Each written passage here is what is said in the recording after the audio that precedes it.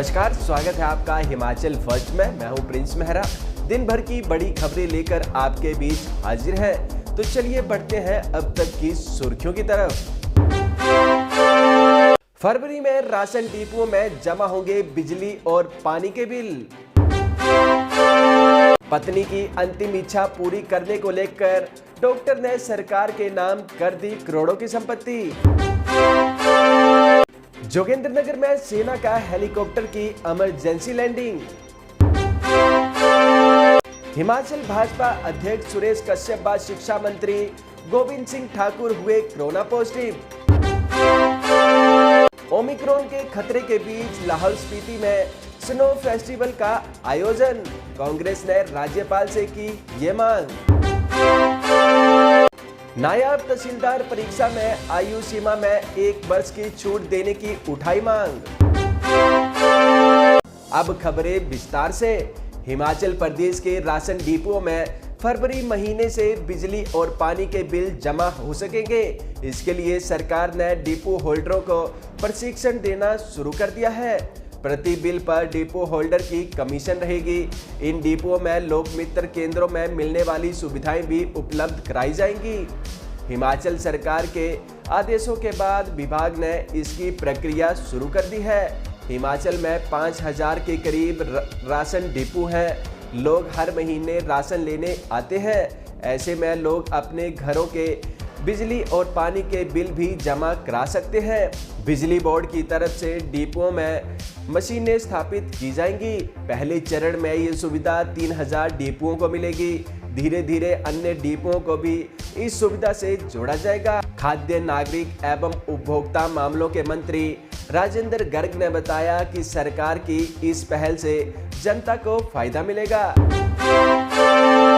नादौन के एक retired doctor ने अपनी सारी संपत्ति सरकार के नाम कर दी। पंचायत जोल सप्पड़ के 72 वर्षीय डॉक्टर राजेंद्र कंवर ने ये संपत्ति अपनी पत्नी की अंतिम इच्छा पूरी करने के लिए की। राजेंद्र कंवर की पत्नी का 1 साल पहले देहांत हो गया था। दोनों की कोई संतान नहीं है। ऐसे में दोनों ने इच्छा जताई थी कि वे अपनी सारी संपत्ति सरकार के नाम वसीयत कर देंगे। पत्नी की मौत के बाद अब डॉक्टर कंवर ने अपनी सारी संपत्ति को सरकार के नाम करने का फैसला किया है।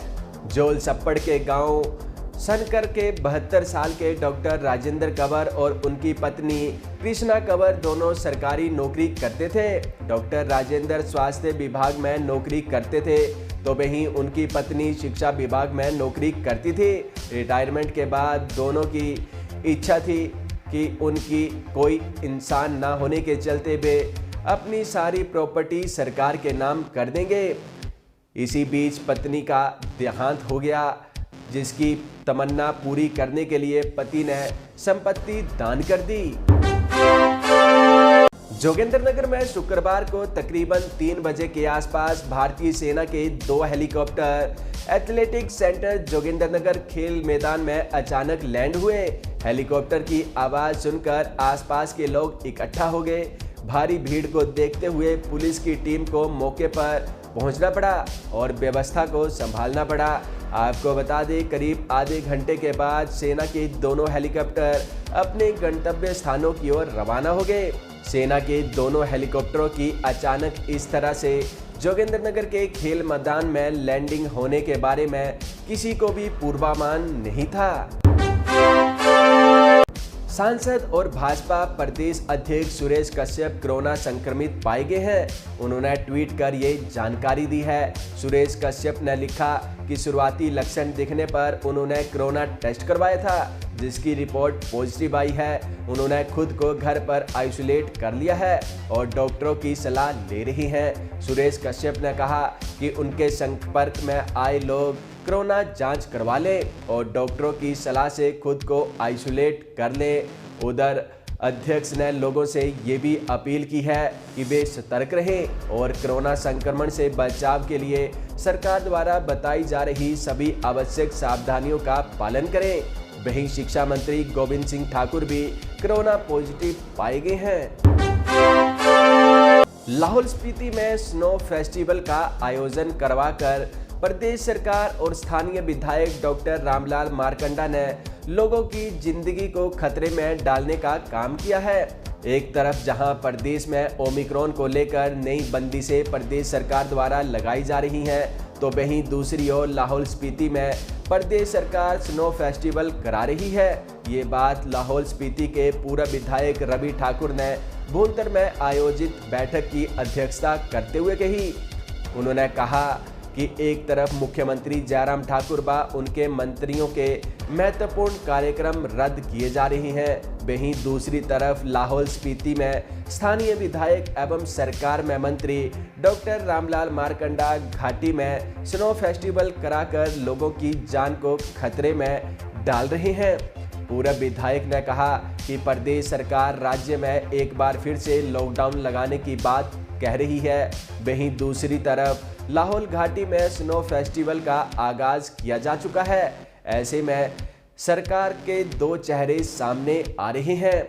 ओमिक्रॉन के खतरे को भांपते हुए जारी किए गए दिशा निर्देशों को लाहौल स्पीति में ठेंगा दिखाया जा रहा है।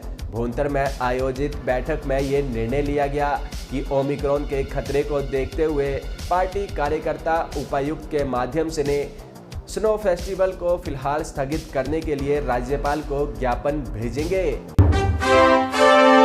जग सेवा ऑर्गेनाइजेशन ने HPPSC के माध्यम से नायब तहसीलदार के पद की परीक्षा के लिए 1 वर्ष की आयु में छूट देने की मांग की है। उन्होंने आयु सीमा में 1 साल की छूट देने के लिए SDM के माध्यम से सरकार को ज्ञापन भी प्रेषित किया।